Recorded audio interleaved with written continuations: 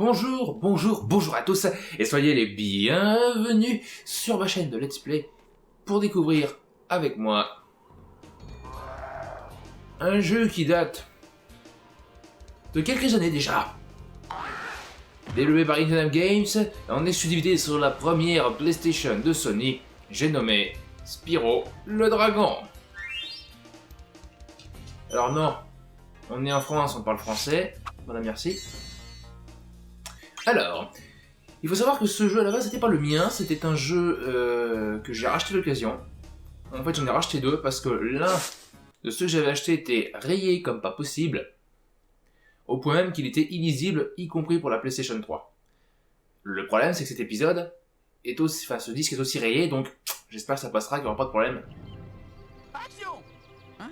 Oh, ah, tout a été si paisible dans les 5 mondes depuis une éternité. Est-ce 6 nous possédons 12 000 joyaux. Ou est-ce 14 000? Et à propos de ce Gunasty Gunort, je sais qu'il a découvert une formule magique pour transformer les pierres précieuses en guerriers. Laisse-moi te répondre. Nyastignork est une simple créature. Simple! Il est tenu à l'écart dans un autre monde et n'est plus un danger pour le royaume des dragons. Plus de danger! Et en plus, il est laid. Blé? C'en est trop! On dirait que j'ai du travail. Ça c'est de la cinématique d'introduction. Clair, net, concis. L'aventure commence là. Oui, si elle se termine déjà, ça me ferait chier, quoi. J'ai un peu de lancer le jeu, merde, quoi. Alors. Spyro le Dragon est un de mes jeux préférés sur PlayStation. Le truc, c'est que je n'ai plus l'habitude d'y jouer, forcément, donc là, il va me falloir un certain temps pour me réhabituer. Hein. On était évidemment dans de la plateforme 3D. Évidemment, c'était les débuts de la plateforme 3D, pour ainsi dire. Et donc, même si on y joue, enfin, j'y joue actuellement avec une DualShock, il faut bien comprendre que cette même DualShock, à l'époque, je crois au tout début de Spyro, n'existait pas, elle est sortie qu'après.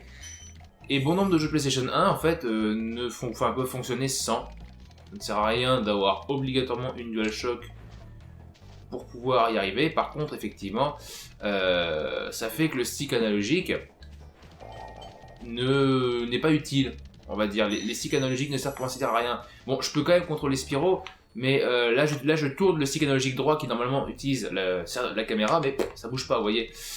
Parce qu'à l'époque, bah forcément, on partait du principe que ça ne servait pas à ça en fait. Parce que la DualShock est la première manette à utiliser, à posséder, on va dire, deux sticks analogiques. Donc oui, effectivement, à l'époque, ça ne servait pas.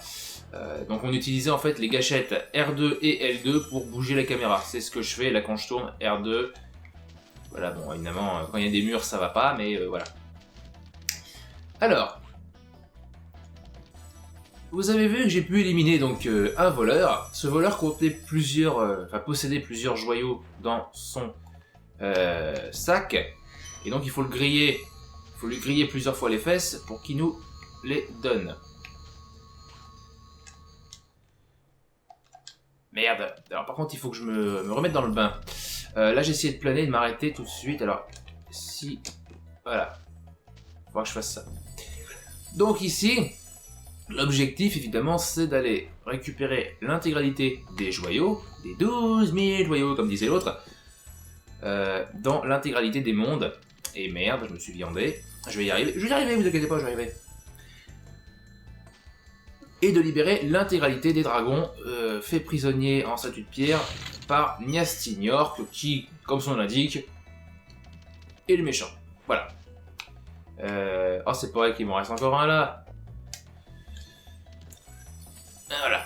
Et donc, chaque niveau comporte un nombre de dragons et un nombre de joyaux limité. Alors, comment est-ce que je pourrais les afficher? Y a pas... Ah oui, donc je peux aussi, oui, faire des roulades sur le côté avec les touches R1 et L1. Alors, j'ai jamais eu, en fait, l'idée... Enfin, j'ai jamais su vraiment à quoi ça correspondait.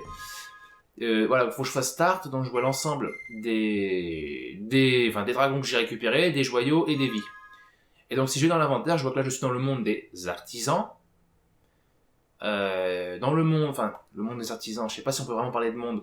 Ouais, dans le monde des artisans, le niveau qui s'appelle maison, il y a 100 joyaux, il y a 4 dragons. Non, j'ai pas envie de quitter le jeu tout de suite, non. Bordel. Ce serait quand même la honte. Bon, oui, faut vraiment que je m'y retrouve, hein. Laissez-moi le temps de reprendre la main parce que ça fait trop longtemps. Franchement, je suis un vieux de la vieille maintenant, je suis... Voilà. Donc évidemment, pour libérer les dragons, il suffit simplement de... Voilà. Alors, j'espère que ça va passer. Hey, mais c'est Spyro! Rappelle-toi des leçons de vol. Appuie 2 fois sur la touche de saut et n'aie pas peur. Peur? De quoi?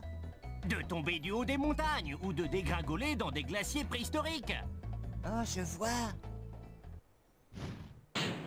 Donc voilà.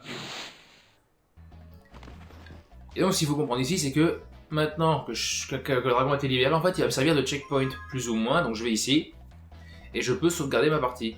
Ou réentendre le dragon, ce qui est une option quand même qui est intéressante, parce qu'au moins ça permet de revoir les dragons, ce qui fait partie en fait intégrante du jeu, hein, les discussions de dragons. Ok, il fallait que j'appuie sur X. C'est gentil de pas me le dire, les gars. Voilà. Et évidemment, dans cet épisode de Spyro, mais également dans le 3, toutes les créatures sont faites à partir de joyaux. Donc ce qui fait que dès que je récupère, enfin dès que je tue une bestiole, ou que je lui fonce dessus, enfin que je la mets KO ou tout ce que vous voulez, eh bien je récupère le joyau, tout simplement. Évidemment, je peux éliminer des coffres en chargeant, hein, en les cramant aussi. Tous, par contre, ne vont pas pouvoir être cramés. Certains, il va bien falloir que je les charge, d'autres que je les charge de manière plus bourrine. Voilà. Allez, deuxième libéron qui s'appelle... Enfin, deuxième dragon libéré qui s'appelle Argus. Waouh! Recommence! Tu trouveras le chef des artisans en passant par la porte de la gueule du dragon, mais tu n'es pas encore prêt, Spyro. Tu dois d'abord franchir l'un des autres mondes des artisans.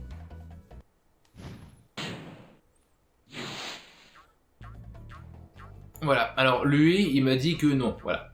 Il y a le chef du monde des artisans qui est ici, donc c'est-à-dire un bad guy, un boss, hein, faut comprendre ça. Hein. Monsieur est un boss. Et donc, pour le tuer, il faut d'abord que je franchisse, donc comme il dit, l'un des mondes, que je prenne mes marques sur d'autres mondes, effectivement. Et ça vaut mieux. Et donc, comme je disais, il y a deux façons. Il y a deux façons ici d'obtenir donc des joyaux. C'est soit de les récupérer à même le niveau, donc en détruisant des caisses ou autre, soit en éliminant les ennemis. Ah merde! Donc voilà, Sparx, la petite libellule qui est derrière moi, a changé de couleur, parce que Sparx, en fait, grosso modo, c'est ma jauge de vie. Jaune, elle est en pleine possession de ses capacités. Bleu, elle a pris un coup, ok, elle est un peu affaiblie, mais ça va. Verte, encore un coup, et elle disparaît. Et si je me prends donc un coup, elle disparaît définitivement. Et après, ben, je meurs. Si je me prends encore un coup. C'est-à-dire qu'au final, avec Spyro, je peux me prendre 3 coups et rester en vie, le 4ème, c'est fini. Mais il se trouve que Sparx, la libellule, me permet de récupérer les joyaux, donc ce serait quand même con de la perdre. Mais elle chasse les papillons, donc hop, dès qu'elle mange un papillon, elle retrouve sa santé, son énergie, c'est super cool. Non mais oh, tu te prends pour qui là? Rends-moi mes joyaux, merci. Je veux de la thune moi. Me voilà pété de thunes, hein, en clair. Voilà, encore d'autres joyaux, voilà. Sparx ramasse absolument tout, d'où l'intérêt de l'avoir en pleine forme le plus longtemps possible et le plus souvent possible. Parce que je peux vous garantir que quand elle n'est pas là, récupérer les joyaux, c'est pas évident. Où est Nasty New York? Je vais le pulvériser! Pas si vite, Spyro. Tu as beaucoup à apprendre. Sais-tu à quoi sert la libellule qui te suit partout? Elle s'appelle Étincelle. Elle t'aide et te protège. Surveille-la et tu comprendras ce que je veux dire. Ouais, mais si je suis trop con pour comprendre comment qu'on fait, monsieur le dragon. Alors oui, vous vous demandez peut-être pourquoi Spyro a pas été changé en pierre au début. Tout simplement parce que Spyro est trop petit. Eh oui, c'est ce qu'indique le livret, il est trop petit, donc le sort lui est littéralement passé au-dessus de la tête. Ce qui est surprenant, c'est que Spyro quand même est le seul dragon enfant, donc suffisamment petit, c'est quand même bizarre quand même, hein. Oh. Nestor. Merci de m'avoir délivré, Spyro. Délivre 10 dragons dans le monde des artisans, puis retrouve l'aéronaute. Il t'emmènera dans le monde suivant. Et Nasty New York, c'est lui que je recherche. Retrouve les dragons, c'est tout ce que je peux te dire. Oui, au revoir. Alors, normalement, on commence par libérer ce dragon-là. Hein. Et donc là, on se rend compte que j'ai libéré 4 dragons. Et que si je dis pas de conneries, il y avait 4 dragons à libérer dans cette zone, donc je les ai tous libérés. Partie sauvegardée. Petit labyrinthe. Hein. Et là, vous écoutez ce petit bruit ?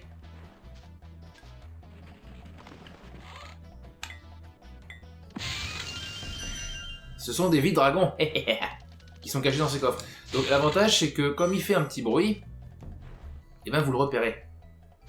Et de loin. Et donc là, on voit que j'ai 100 joyaux sur 100, et si on regarde l'inventaire, ce monde est fini à 100%. Et j'ai fini 2% du jeu, donc c'est génial. Voilà. Donc je vais pouvoir changer de niveau. Alors qu'est-ce que j'avais à dire avant de passer au niveau suivant? Qu'est-ce que je peux dire? Oui, l'aéronaute, c'est le mec avec la montgolfière qu'on avait vu tout à l'heure. Et il me faut effectivement un certain nombre de dragons, donc remplir des conditions, voilà, pour passer au monde suivant. Donc quand même que j'aille pas à la fin du jeu tout de suite.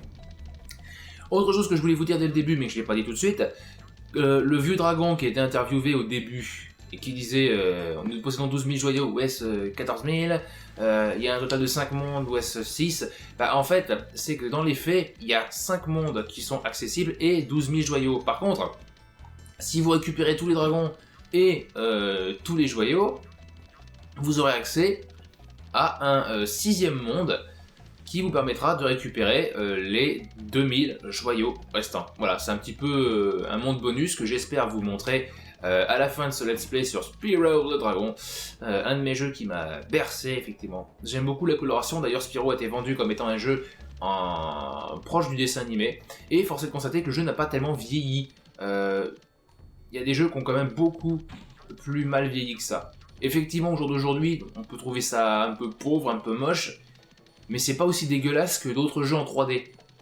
Je veux dire, il y a beaucoup de jeux 3D qui sont peut-être plus récents, mais qui ont plus mal vieilli, parce que tout simplement, ce jeu est un jeu typé cartoon. Et les jeux cartoon, ça vieillit beaucoup plus lentement. Voilà. Qu'est-ce qu'il me reste à dire? Bah, je crois pas grand-chose, franchement. Ouais, ça cogne. Évidemment. Bon, bah, je crois que je vais arrêter là pour ce niveau.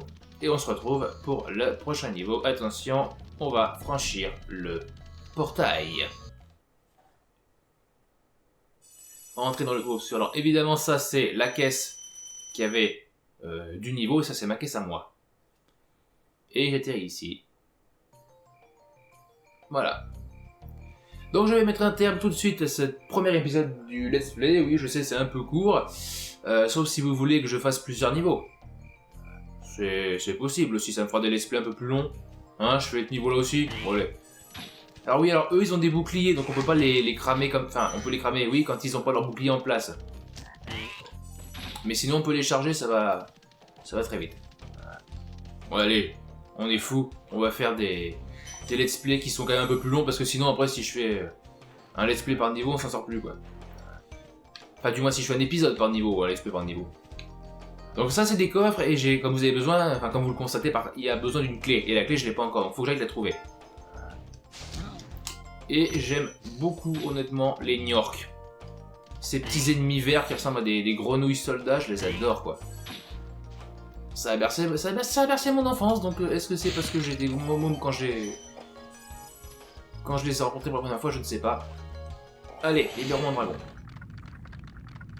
Alban. Oh, c'est toi. Je ne pensais pas que tu échapperas à ces vilaines bestioles. Moi, je ne les crains pas, car l'armure de métal protège du feu, mais ces créatures sont plus vulnérables si tu leur fonces dessus. Et oui, donc vous l'avez deviné, effectivement, les dragons servent aussi à mener des conseils. Et vous l'aurez aussi remarqué, il y a beaucoup de modèles. En fait de dragons se ressemblent, sont réutilisés tout simplement. Par contre, il change de couleur. Ça permet de varier un peu les plaisirs. Ah bah là j'ai réussi à cramer les deux, c'est parfait. Une des choses aussi que j'aime beaucoup dans ce jeu,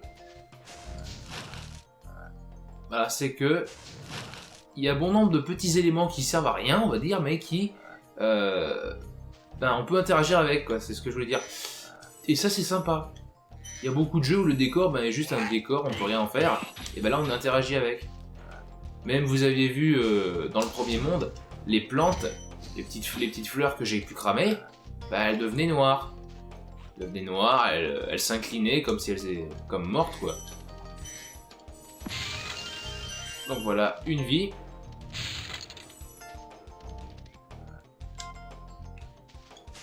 Et vous remarquez qu'évidemment, la vie était dans une zone qui n'était pas accessible aussi facilement que ça.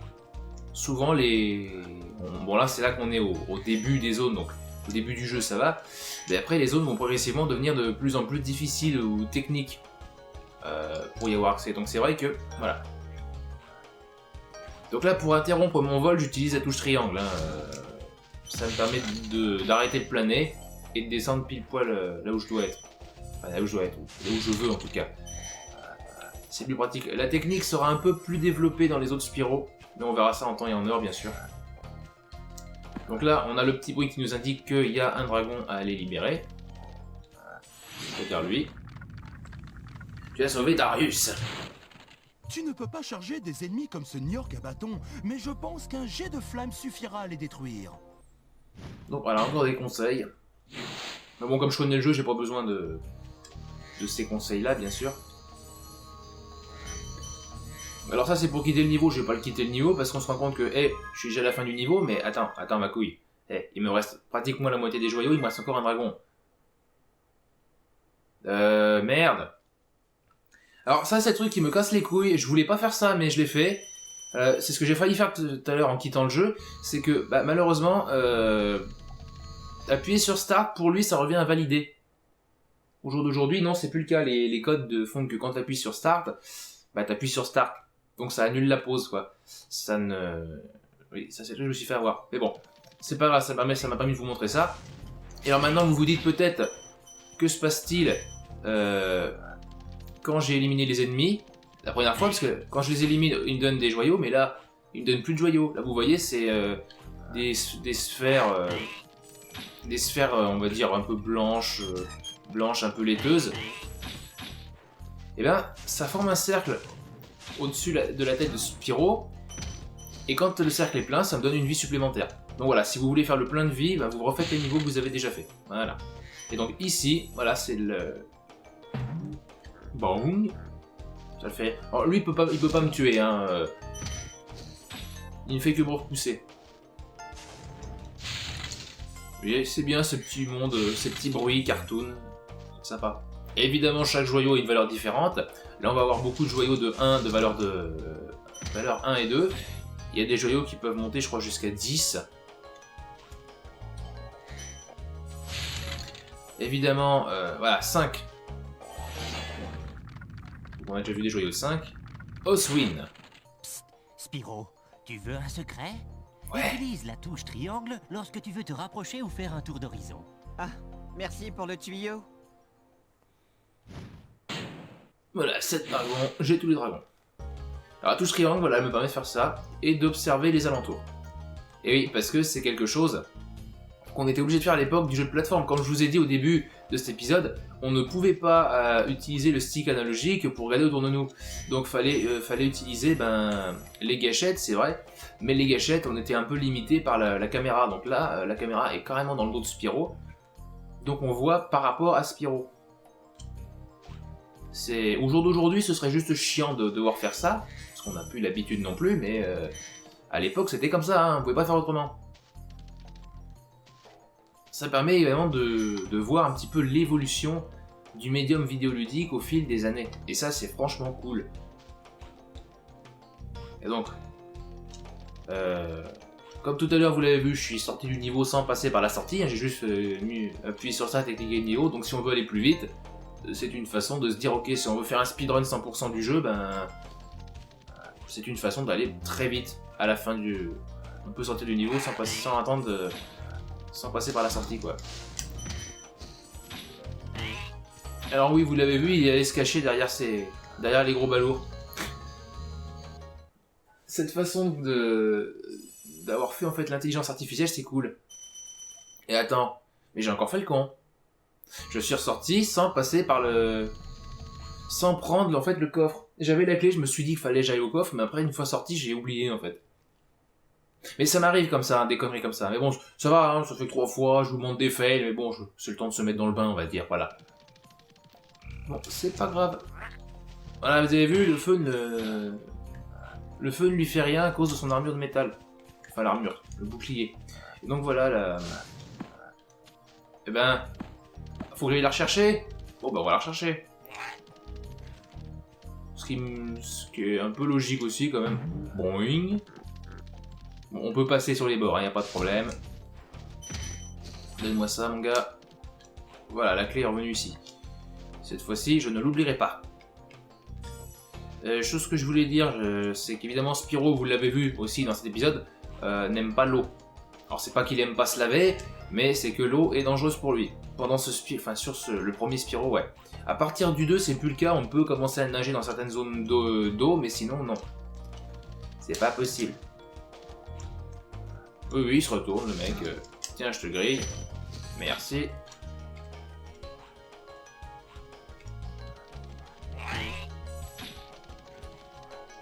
Et l'avantage de ça, c'est vraiment qu'on peut...